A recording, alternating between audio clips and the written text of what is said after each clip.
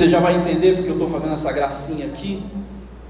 Mas essa correção pedagógica, essa ferramenta aqui multieducacional, essa pedagogia do chinelo, você vai se lembrar bem. Vou pedir para o Vitor me ajudar e colocar para nós um vídeo curto para você entender o que eu estou falando. E para aqueles que não estão familiarizados, vão poder enxergar um tempo que já não existe mais. Coloque seu endereço de e-mail. Como é que você não lembra o e-mail cadastrar? Quem foi cadastrou? Não, como é que você não lembra? Eu falo com você para ver se anotou, né? Cadê o papel? Você anotou? Ah, você vai lembrar agora? Eu vou falar. Quem cadastrou para você, você tem que lembrar. Só vai levantar essa pergunta se você não está. Bora, cadê? Ah, achou! Ah, achou! Agora a senha. A senha vai ter tudo. Eu estou perdendo a paciência com você. Pode sentar. Depois você não põe. Bora, você vai para casa. Cadê a senha? Cara, só vai pro culto hoje. Só levanta desta mesa. Você está me entendendo? Me fala alguma coisa. Você tem colégio, não tem? Você tem lanche, não tem? Você tem roupa, não tem? Então por que você não lembra assim? Vai ter que lembrar.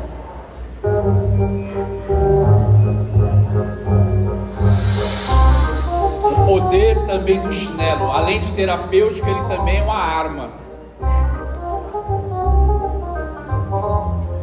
O que está na água é um jacaré.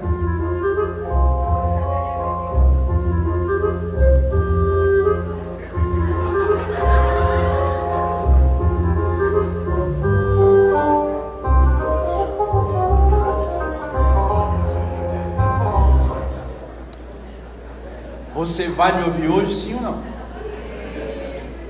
A nossa conversa é aqui hoje, ó. O que isso tem a ver com essa mensagem? O que isso tem a ver com com os nossos estudos aqui? Eu estou numa 6ª mensagem de uma série falando a respeito de princípios, fundamentos da palavra. Nós já falamos aqui a respeito do princípio da maturidade. Nós já falamos aqui a respeito do princípio da verdade, o princípio do poder que as palavras têm, o princípio da escuta, e a nossa última mensagem foi o princípio da paz. E hoje qual é o princípio? Da violência? Não. É o princípio da disciplina, da correção. Você está preparado para isso? Ou você não esperava por isso? O princípio da disciplina, a disciplina que transforma. Que disciplina é essa? Do que é que eu estou falando? Porque o chinelo, ele é de um tempo, de tudo isso que a gente está brincando agora. E ele tem mais uma coisa que era a criptonita de toda mãe. Porque se ele estivesse assim, quem é que lembra? Você deixa um chinelo assim dentro de casa? Por quê? Dá azar e a mãe? Então ninguém quer que a mãe morra. Então o chinelo está sempre virado. Vou deixar ele aqui, caso alguém se levante na hora da palavra. Mas essa disciplina e todo esse conjunto de elementos, que hoje são memes, isso não mais faz parte da educação de hoje, certo? Nenhum filho nosso precisa de violência na educação. Nossos filhos precisam de limites, de correção e de nossa presença. Eles não precisam do chinelo. Era mais fácil quando era só o chinelo, né? Porque aí você só pegava o chinelo. Mas hoje a presença, a correção e o limite são os desafios desta geração para educar os seus filhos. Então o problema desta geração não é o excesso de disciplina, mas é talvez a ausência dela. E é nesse cenário que o Evangelho nos apresenta uma forma muito mais profunda, muito mais poderosa e muito mais eficaz de educar o coração humano. A disciplina que transforma é o amor de Deus. E eu vou ler com você uma passagem, e essa passagem, ela vai nos ensinar 3 coisas: que a graça nos acolhe, a verdade nos confronta e a disciplina nos transforma. Eu quero que você abra a sua Bíblia aí no livro de João, no capítulo 8, nós vamos ler do verso 1 ao verso 11, e eu quero que você deixe aberto aí a sua Bíblia, porque esse texto, esse trecho, é um trecho muito conhecido, mas ele traz aqui essas 3 perspectivas, esses 3 ensinamentos, essas 3 lições: a graça, a verdade e a disciplina, que é a mensagem da nossa manhã. Então eu quero que você fique bem atento, porque o Senhor está aqui, e que você fique ligado. Então você deixa aberto em João 8 e nós vamos lendo, ok? E eu vou fazendo aqui as paradas, e as outras passagens eu vou ler para você. Então não feche João 8. Por quê? Aqui, como eu disse, é um texto muito conhecido. Se você tem algum tempo de igreja, se você já leu a Bíblia alguma vez, com certeza você já leu esse texto da mulher que é pega em adultério flagrante. Não se diz os detalhes sobre isso, mas esse texto é sobre isso: uma mulher que é pega em adultério, uma mulher que é pega no flagrante. E aí esse texto, ele traz algo que vai nos ensinar aqui. Qual é o cenário em que ele vai se dar? Jesus, ele está no pátio do templo em Jerusalém, e o pátio do templo era um lugar aberto, era como se fosse uma praça, era um lugar de reunião, era um lugar onde as pessoas se encontravam, e depois de passar a noite, no Monte das Oliveiras, aí eu vou ler o verso 1, você pode me acompanhar, o verso 1 e 2. Jesus voltou do Monte das Oliveiras, mas na manhã seguinte, bem cedo, estava outra vez no templo. Logo se reuniu uma multidão em volta dele, e ele se assentou e ensinou. Então o momento de Jesus ali com as pessoas era um momento de ensino. Então ele reúne ali as pessoas, mais ou menos como eu estou fazendo aqui. Ele estava falando e as pessoas sentadas ouvindo. E aí ele estava ali explicando alguma coisa, fazendo um ensinamento, quando de repente um alvoroço. Aí de repente uma correria, ninguém estava entendendo o que estava acontecendo, porque no meio daquele ambiente de ensino, uma interrupção dramática. Uns homens arrastando uma mulher sozinha. E aí o verso 3 diz assim: então os mestres da lei e os fariseus trouxeram uma mulher pega em adultério e a colocaram diante da multidão. E disseram: mestre, esta mulher foi pega no ato de adultério. Disseram eles a Jesus. E aqueles homens então apresentaram a Jesus, que estava ali num momento tranquilo, um momento de ensino. E eles trazem então um caso para Jesus, falam: olha, pegamos essa mulher aqui, ó. E eles têm um zelo pela santidade, porque aquela mulher tinha cometido um grave pecado. E parece que quando eles trazem essa mulher, eles estão preocupados com ela. Mas nós vamos entender que não. Eles não estavam preocupados com aquela mulher. Mas eles trouxeram ela na presença de Jesus. Então, eles estavam, na verdade, com uma segunda intenção. Eles queriam desacreditar Jesus, armar uma cilada para Jesus, porque o que aquela mulher tinha feito, de fato, era um pecado. Ela de fato foi pega num ato de adultério. Mas a intenção por trás daquele pecado era para colocar Jesus numa cilada. Qual era a cilada? A lei de Moisés dizia o seguinte, eles citam a lei de Moisés no verso 5. A lei de Moisés ordena que ela seja apedrejada. O que o Senhor diz? Então perceba que não é algo trivial. Você está num tempo desse nosso aqui, de repente entra aqui os diáconos arrastando uma mulher, pega em adultério, e a lei dizia que essa mulher deveria morrer, e morrer apedrejada. Olha que pena difícil, mas era a lei de Moisés.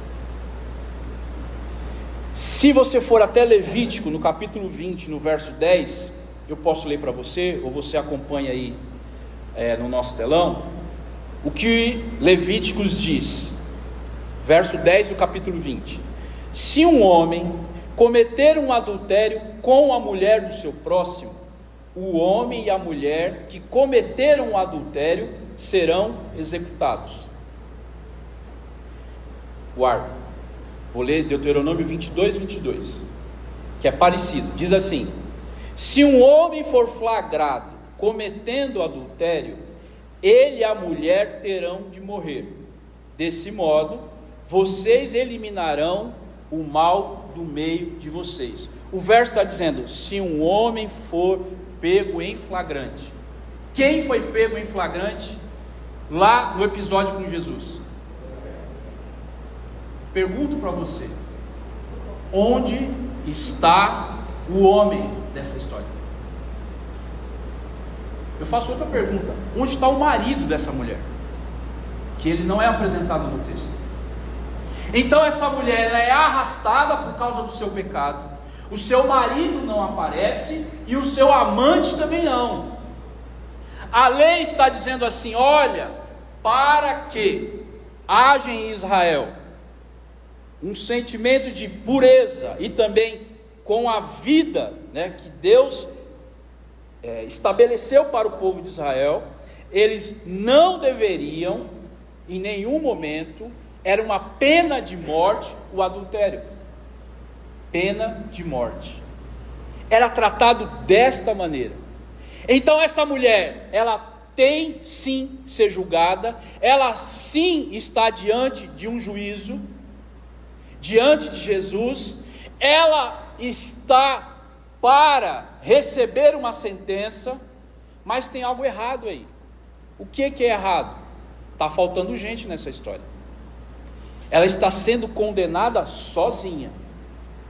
Onde está o marido? Onde está o amante? Por que é uma pegadinha para Jesus? Por que é uma armadilha para Jesus? Porque se Jesus negasse o apedrejamento, ele estaria contradizendo o quê? A lei de Moisés. E assim ele perderia sua autoridade como mestre. Jesus é um mestre, é um professor, é um rabi, ele era um guardião da lei também. Jesus é um judeu, ele conhecia a lei, ele sabia que aquela mulher merecia morrer. Então quando eles perguntam assim: olha, o que você diz? Essa mulher foi pega em adultério, a lei diz que tem que matar. O que você diz? E aí a cena ela é linda, porque Jesus sabe a intenção do coração deles. E outra coisa, além dessa questão da lei de Moisés, tem a lei romana, a lei desta terra. O Império Romano, que governava a Judéia, onde Jesus estava, havia retirado o direito do sinédrio, daqueles homens da lei, deles executarem alguma pena capital. Eles não poderiam matar ninguém sem antes falar com Roma. Entenderam? Então, se Jesus ordenasse o apedrejamento, a morte dessa mulher, ele estaria desafiando a autoridade de quem? De Roma. O que poderia levá-lo à prisão, e era isso que eles queriam. Então Jesus está diante de uma situação complicada, porque se ele absolve a mulher do jeito que eles fizeram, ele estava indo contra a lei de Moisés.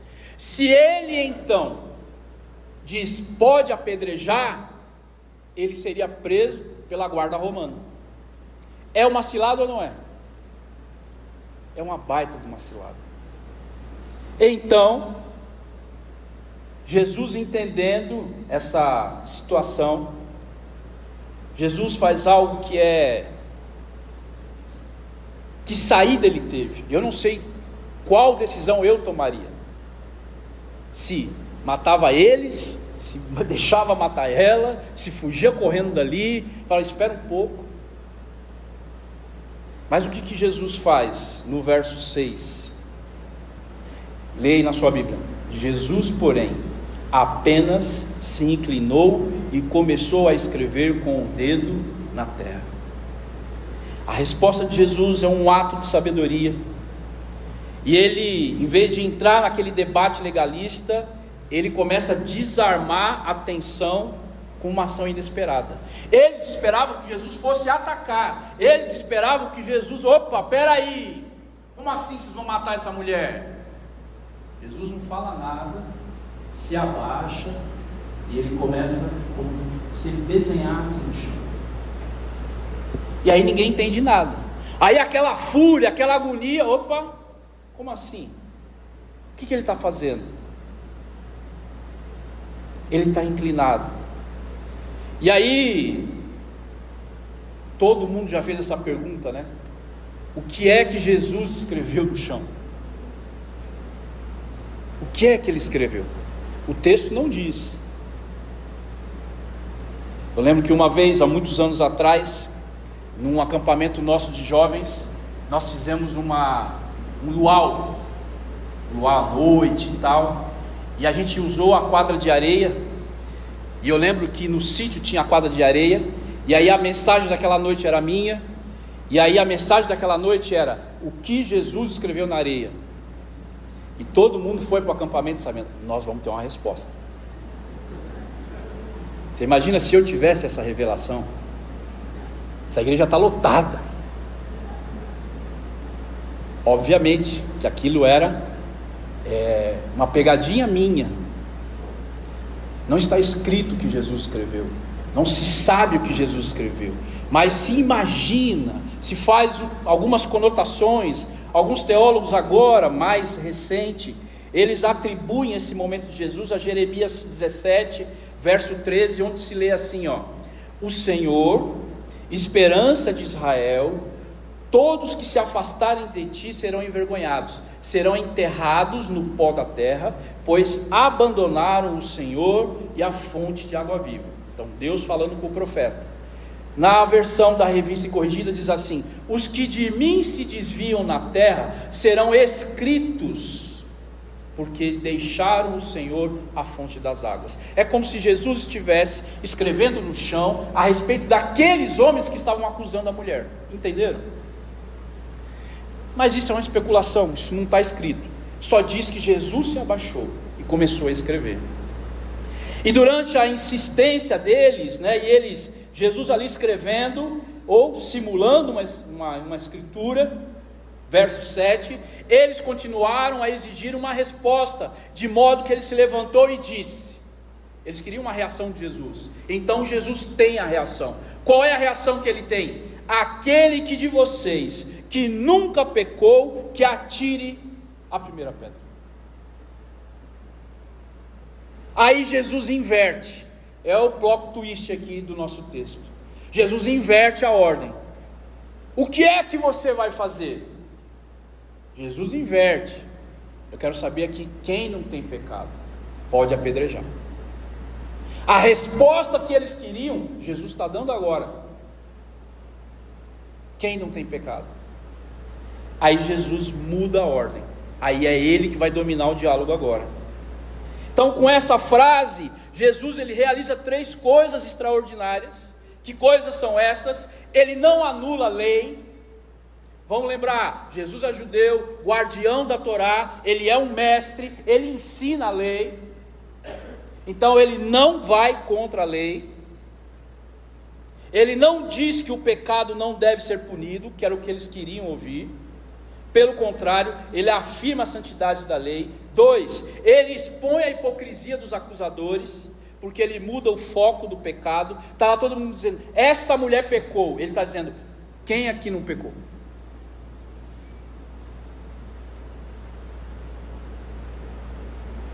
E ele força essa autoavaliação, lembrando que diante de um Deus santo, naquele lugar só Jesus era santo, ele lembra uma coisa aqui para nós dos nossos dias, Romanos 3:23, pois todos pecaram e não alcançam o padrão da glória de Deus. Todos pecaram, destituídos estão da glória de Deus, na versão que a gente gosta. Está claro aqui. E a terceira coisa, com essa frase de Jesus, atire a primeira pedra, ele estabelece a qualificação para julgar. Eles não poderiam julgar, Roma não poderia julgar, somente Cristo tinha condições de julgar aquela mulher, porque ele é santo, amém? E a reação deles é uma reação ruim, verso 9, quando ouviram isso, foram saindo, um de cada vez, começando pelos mais velhos, até que só restaram Jesus e a mulher no meio da multidão. Que palavra foi essa? Todo mundo queria matar, aí Jesus muda a ordem da história, e eles começam a sair, primeiro os mais velhos, geralmente o mais velho tem mais experiência, ele entende rápido as coisas, e depois os mais novos, e eles vão saindo um por um. Essa palavra que Cristo tem é que transforma a nossa vida, essa palavra que Cristo tem é que divide, a nossa alma, como Hebreus 4:12 diz, pois a palavra de Deus ela é viva, ela é poderosa, ela é mais cortante que qualquer espada de dois gumes. Espada de dois gumes, cortava dos dois lados, porque houve um tempo em que as ferramentas elas só tinham um corte. O machado tem um corte, a faca de cozinha tem um corte, mas na guerra, aquela espada chata, ela corta dos dois lados, porque o soldado maneja bem a espada. Então, o autor de Hebreus, ele faz essa comparação da palavra com essa espada que ela corta, ela tem dois gumes, dois cortes, penetrando entre a alma e o espírito, entre a junta e a medula, trazendo a luz até os pensamentos e desejos mais íntimos. Então a palavra de Jesus faz diferença nesse momento. A palavra de Jesus faz diferença na nossa vida. Por isso, quando você estiver numa cilada, quando armarem para você, saiba de uma coisa: a palavra do Senhor vai fazer diferença na sua vida. Por isso que eu e você, nós devemos procurar o que as Escrituras dizem, como o Valério falou aqui no louvor. Meu irmão, quem é que guia a sua vida? Tem que ser a palavra, porque ela tem esse poder. E aí, então, todo mundo foi indo embora, ninguém conseguiu tacar uma pedra naquela mulher, porque a consciência deles foi despertada pela verdade. E aí no verso 10, depois que a multidão se dispersou, que foi ficando silêncio, Jesus continuava abaixado, tá? Continuava escrevendo. Então Jesus, verso 10, se levantou de novo e disse à mulher: onde estão os teus acusadores? Nenhum deles te condenou? Jesus tem um senso de humor, né? Se ele já havia dito, quem tem pecado, que atire a pedra, e ele conhecia aquele povo, por que ele faz essa pergunta para ela? Jesus tem senso de humor. E ela responde: não, Senhor, respondeu ela. Então Jesus pronuncia a sua sentença. Lembre-se que nós estamos falando de disciplina, correção, disciplina que transforma. Jesus responde no verso 11, na segunda parte: eu também não a condeno, vá e não peques mais. Nessa declaração final, a gente vê a perfeita união desses dois atributos que são de Deus, e eles são obviamente divinos. Que atributos são esses? Esses dois é uma graça incondicional. Eu também não a condeno. Jesus era o único que podia condenar aquela mulher. Ele escolheu não condenar. Mas ao não condenar essa mulher, preste atenção, ele não minimiza o pecado dela. Ele absolve daquela condenação que ela merecia. Mas essa justificação pela fé salva essa mulher. A salvação não é alcançada pela ausência de pecado, mas pelo perdão de Cristo. Não há o que eu e você façamos para que o Senhor nos salve. A salvação vem dele. A salvação é dele. Eu e você somos inundados pela graça de Cristo, que nos alcança. Então, esse texto, essa imagem que você pode criar na sua cabeça, ou você pode ver aí nas séries ou nos filmes, dessa mulher sendo absolvida, isto é justificação para todo pecador. Humanamente, a gente primeiro expõe as pessoas, expõe os seus pecados, e talvez a gente absolve. Com Cristo não. A graça nos alcança primeiro. E aí há um chamado para a santidade, porque parece que a história termina aqui, mas tem um trechinho. Olha, você está absolvida, eu não te condeno. Fala, bacana, valeu. Tem uma vírgula. Você pode ir e para de pecar. Aquela mulher tinha cometido um pecado. Jesus não passa pano para pecado. Vou repetir. Jesus não passa pano para pecado. Eu e você somos chamados a uma vida de santidade. Não pense que a sua vida de pecado, ela é sem importância, irrelevante. Deus não tolera o pecado. Deus abomina o pecado. Eu e você, nós somos chamados a uma vida de santidade. E uma vida de santidade é buscada em Cristo. Não é pela força de nenhum de nós aqui. Ninguém é capaz aqui, e por si só, de viver uma vida de santidade, se não for o Espírito Santo do Senhor.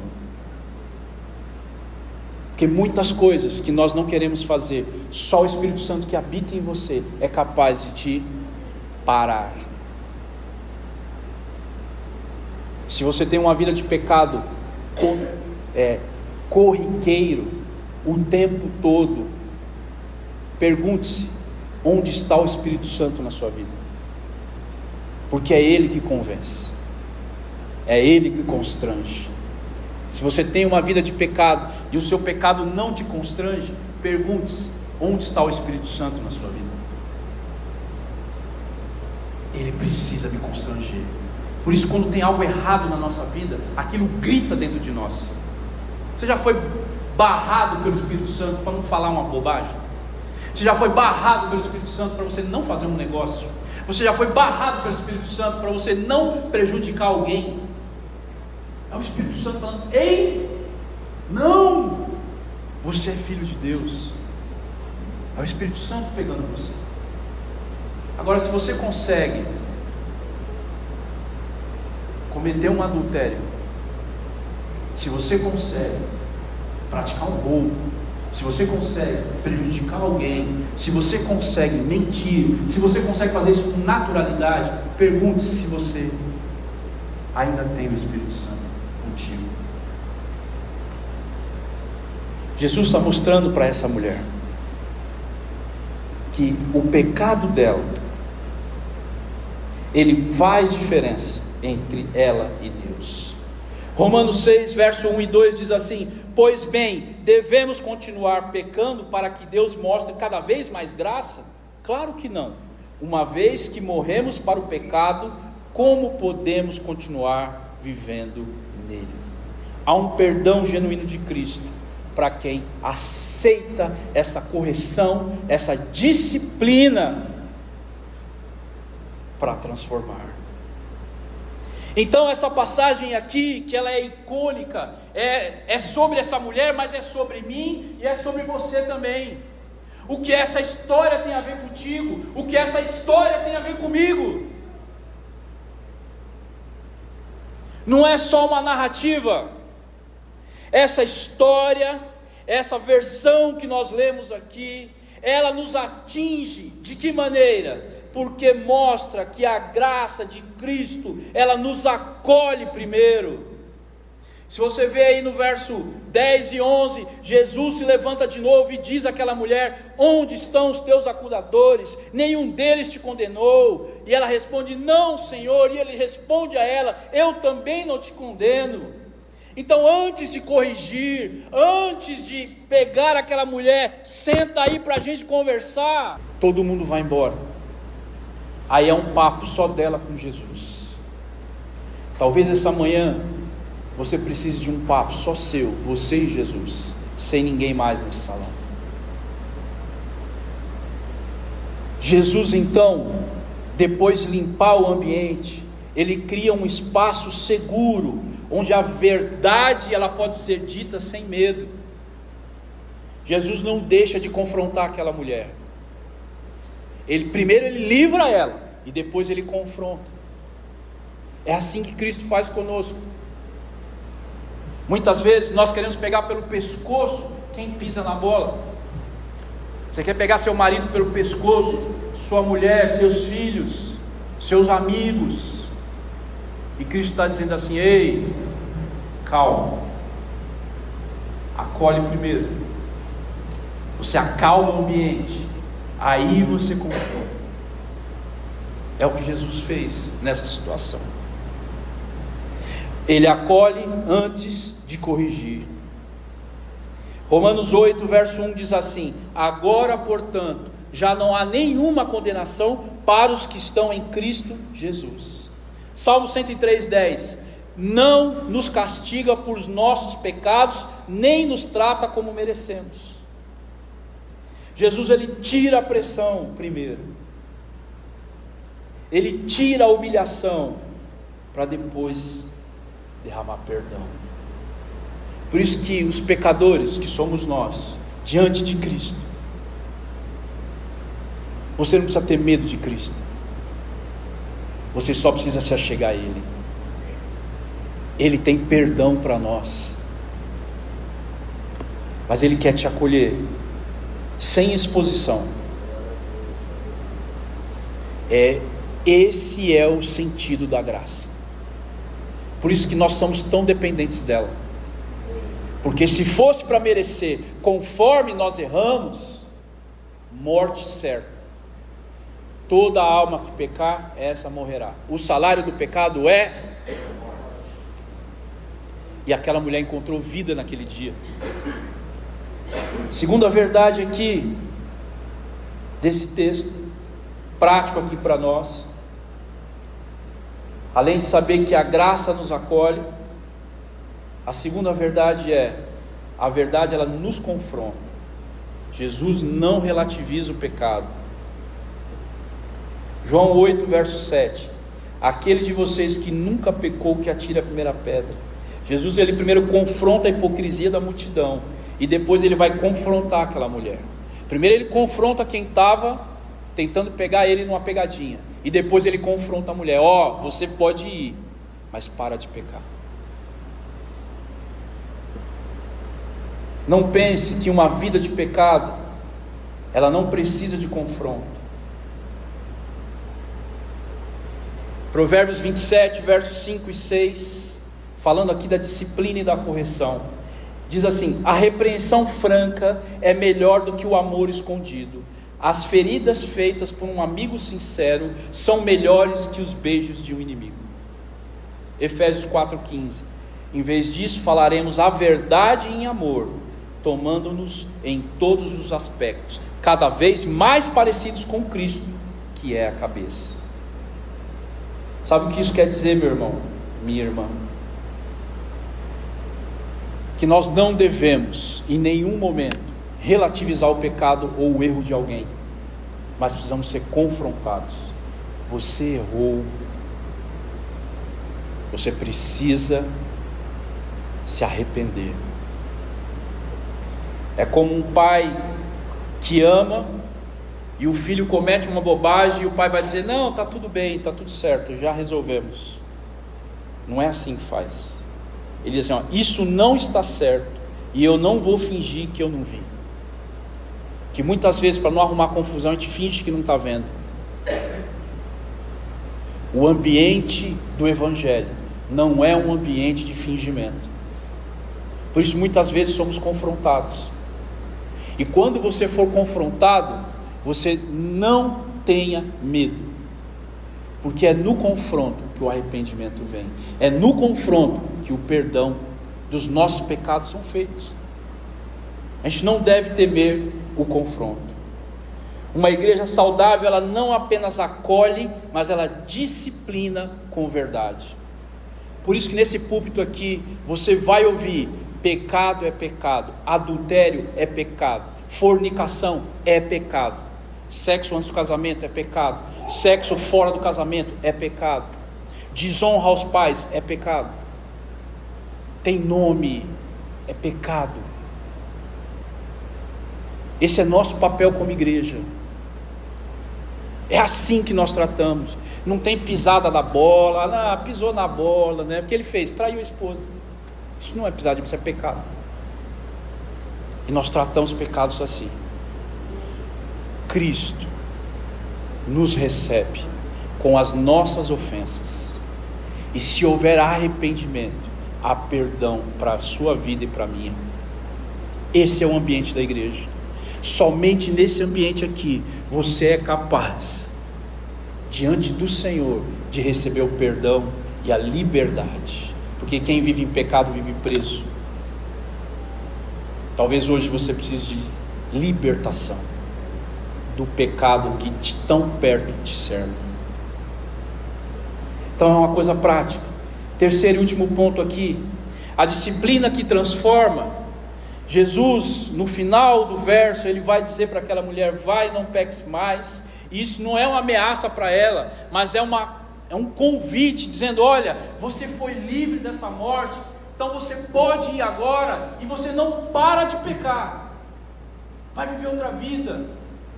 Foi isso que Cristo disse para mim, na minha conversão: os seus pecados estão perdoados, agora você pode seguir, para de pecar. Então você tem escolha, eu tenho escolha.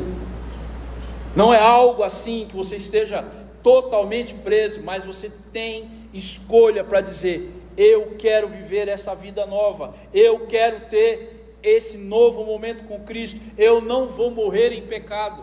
Por isso que a igreja é tão importante. O clube não vai fazer isso por você, o governo não vai fazer isso por você. Somente na presença de Cristo há perdão para pecados. Somente a igreja pode fazer isso. Hebreus 12, de 6 a 11, vou ler para você aqui, bem rápido. Pois o Senhor disciplina quem Ele ama e corrige todo aquele que Ele aceita como filho. Enquanto suportam essa disciplina de Deus, lembre-se de que Ele os trata como... Está acompanhando? Os trata como filhos. Quem já ouviu falar de um filho que nunca foi disciplinado pelo seu pai?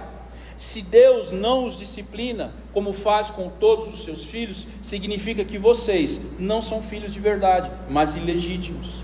Uma vez que respeitávamos nossos pais terrenos que nos disciplinavam, não devemos nós nos submeter ainda mais à disciplina do Pai de nosso espírito e assim obter vida? Pois os nossos pais nos disciplinaram por alguns anos como julgaram melhor, mas a disciplina de Deus é sempre para o nosso bem. Vou repetir: a disciplina de Deus é sempre para o nosso bem, a fim de que participemos de sua santidade. Provérbios 3, 11 e 12. Meu filho, não rejeite a disciplina do Senhor, não desanime quando Ele o corrigir, pois o Senhor corrige quem Ele ama, assim como o pai corrige o filho a quem Ele quer bem. Não é assim? Qual é o pai que não ama o filho e não vai corrigir? Nós, nessa geração, precisamos corrigir os nossos filhos, porque não corrigi-los é mostrar que nós não temos amor. Se você ama o seu filho, é tempo de corrigi-lo. Não é tempo de espancá-lo, é tempo de corrigi-lo. Isso aqui já passou, isso aqui é meme. Os nossos filhos precisam ser corrigidos. Não dá para fingir que eles estão fazendo errado. Enquanto você insiste no erro, a voz continua dizendo, recalculando. É como o GPS, você erra o caminho, ele fica recalculando a rota. Então a disciplina, ela não é castigo, ela é direção. Então quando você for disciplinado, aceite, não desfaleça. É Deus corrigindo a sua rota, é Deus corrigindo a minha rota. Quantas e quantas vezes na minha vida eu fui corrigido por Deus? Leva um tempo. Quanto tempo? Um tempo. 6 meses, um ano, um período, um semestre, um ano, não sei. Cada um tem aí uma rota. Mas quando você estiver sendo disciplinado, porque tudo que fazemos tem consequências, ou não? Tem perdão, mas tem consequências. Então nessa consequência entra a disciplina de Deus. Então não desfaleça por causa da disciplina. Há um tempo de Deus para corrigir as coisas na sua vida e na minha. E a parte boa disso é que na correção nós nos livramos da culpa. Ele nos tira desse lugar. Para a gente terminar aqui, e eu quero chamar a banda aqui na frente. Jesus não disse assim para a mulher: você não errou, faça do seu jeito, cada um tem uma verdade. Foi isso que ele disse para ela? Não foi. Ele disse assim: eu não te condeno, vá e não peques mais. Isso é graça que acolhe, verdade que confronta e disciplina que transforma. A disciplina faz parte da nossa vida. E eu quero orar com você nessa manhã. Queria que você fechasse os seus olhos e que você refletisse a respeito de 3 perguntas que eu vou fazer aqui. De que culpa Deus já te livrou, mas você ainda carrega? 2. Que área da sua vida precisa parar de ser justificada? Pecados recorrentes. Que mudança concreta você precisa começar hoje? Não é amanhã, é hoje. Não confunda disciplina com rejeição. Disciplina é o amor de Deus te chamando para uma vida melhor. A disciplina nos transforma. Ela é dolorosa. A gente sabe que no nosso tempo de criança, quando a gente era corrigido, doía. Mas aquilo nos fazia bem. Talvez você esteja num tempo de correção de Deus. Talvez você não entenda algumas coisas, mas há um tempo de Deus na sua vida de correção, recalculando a rota, para colocar você no caminho.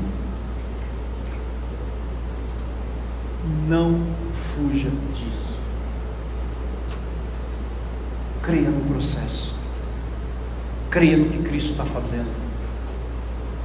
Às vezes dá vontade de desistir, eu sei. É mais fácil desistir da correção.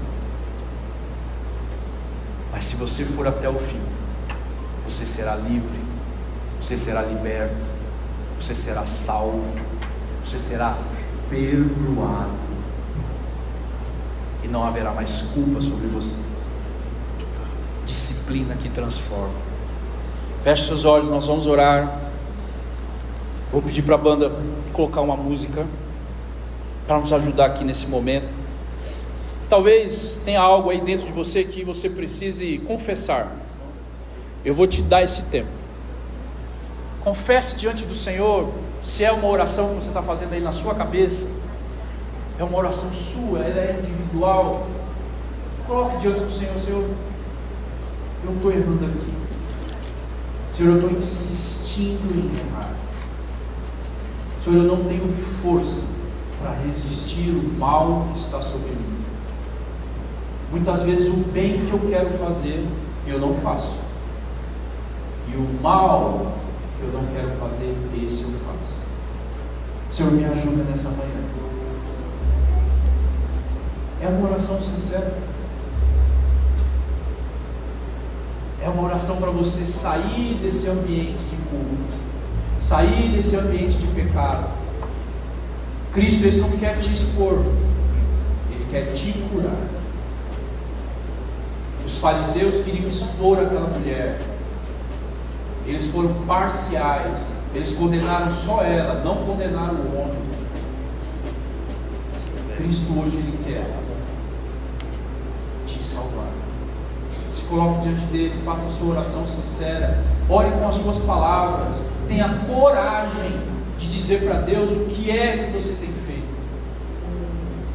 Tenha coragem de dizer para Deus, dentro do seu peito, da sua alma, dizer: Senhor, eu sou assim, eu engano as pessoas, eu sou maldizente, eu sou rancoroso, eu tenho falta de amor, eu sou seletivo.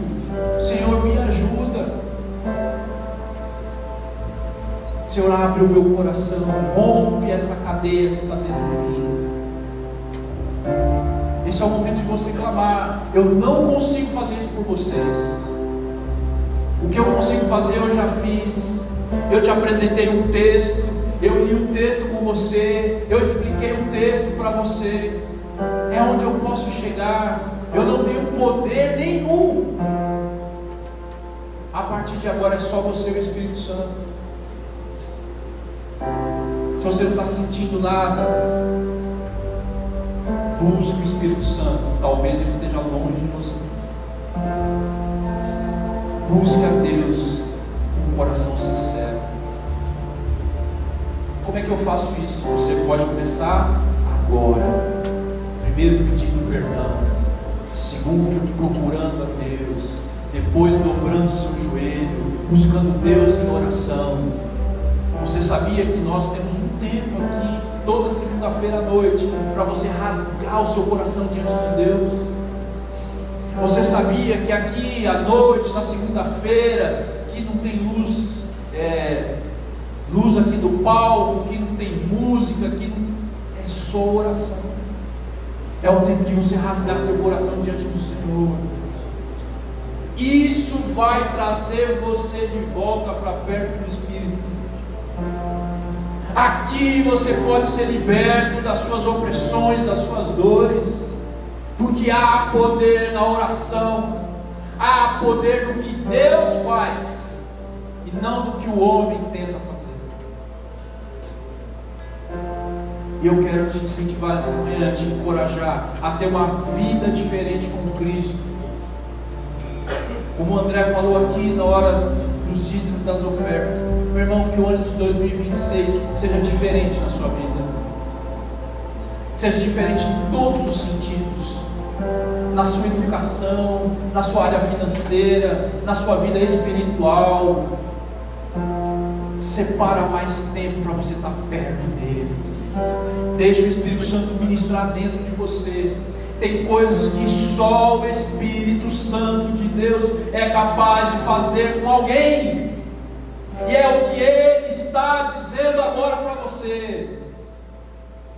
Rompe essa cadeia esse ano em nome de Jesus. Larga hoje essa vida de pecado, larga hoje essa vida dupla, larga hoje essa vida de mentira, porque Cristo está presente. Só Ele naquela multidão era capaz de perdoar aquela mulher. E você está na casa de Deus. Receba o perdão do seu coração.